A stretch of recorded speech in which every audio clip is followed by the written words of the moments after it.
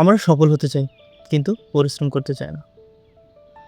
আর পরিশ্রম হচ্ছে সফলতার প্রথম ধাপ। যে ব্যক্তি পরিশ্রম করতে পারে না, সে কখনো সফল হতে পারবে না।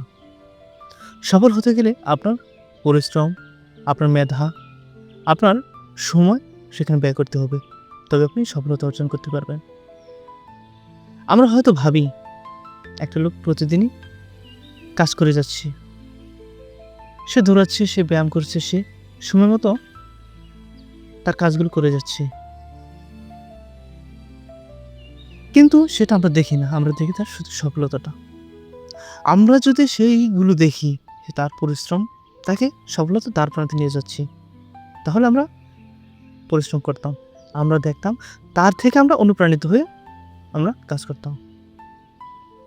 সফলতা কোনো একটা ম্যাজিক না ভাই, এটা অর্জন করে নিতে হয়। এটা পরিশ্রমের মাধ্যমে অর্জন করে নিতে হয়।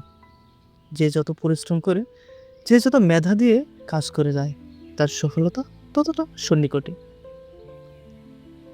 আপনি খেয়াল করেন, যেসব ব্যক্তি সফলতা অর্জন করেছেন, কবি, সাহিত্যিক, রাজনীতিবিদ বা লেখক যেই হোক না কেন, তাদের সফলতার পিছনে পরিশ্রম সবচাইতে বেশি অবদান রেখেছে।